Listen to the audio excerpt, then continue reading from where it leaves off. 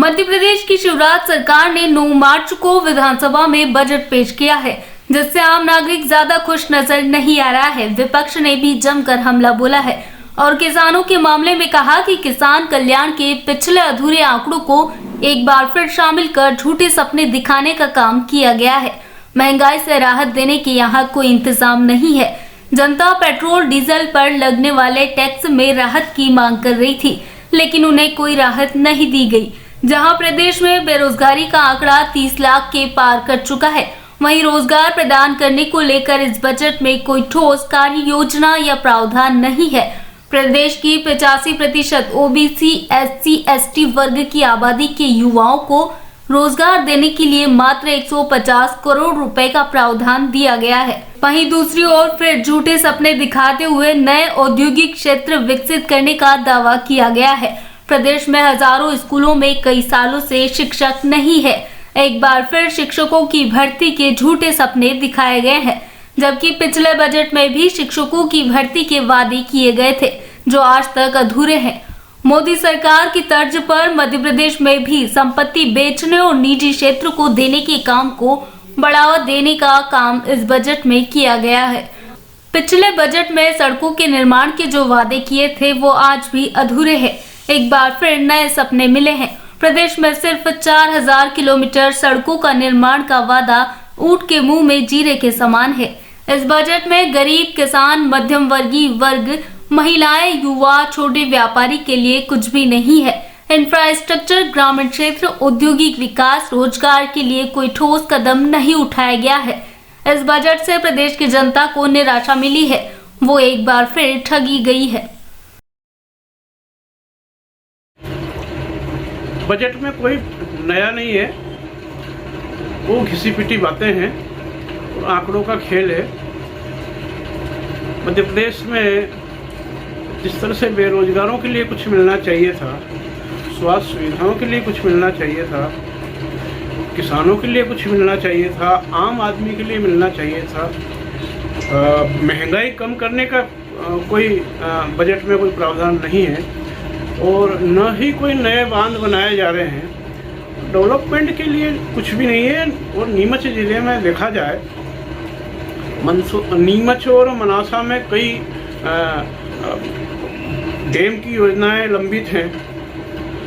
खानखेड़ी परियोजना का पानी जो है कई बार गांधी सागर से लाने की योजना बनी, सिर्फ कागजों में और आंकड़ों में है। वास्तविकता बजट में नीमच ज़िले के लिए कुछ भी नहीं है।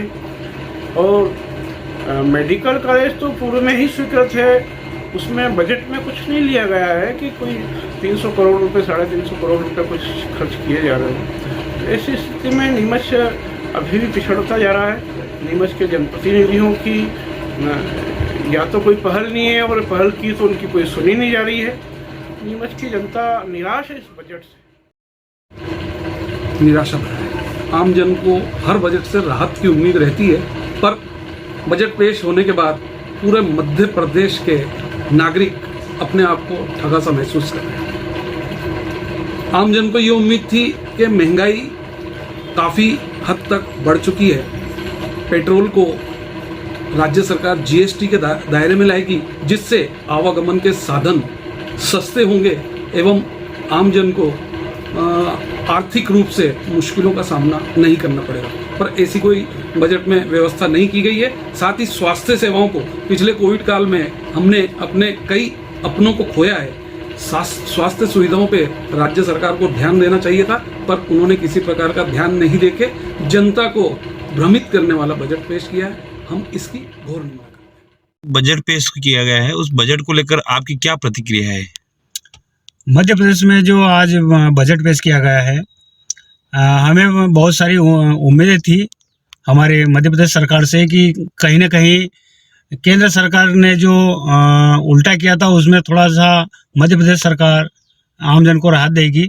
परंतु ऐसा ना होते हुए मध्य प्रदेश सरकार ने आगामी चुनावों को मद्देनजर रखते हुए इस बजट को पेश किया, जिसमें सभी योजनाओं पर लोट लिया और रोड मैप का ज़्यादा इस्तेमाल किया गया इसमें।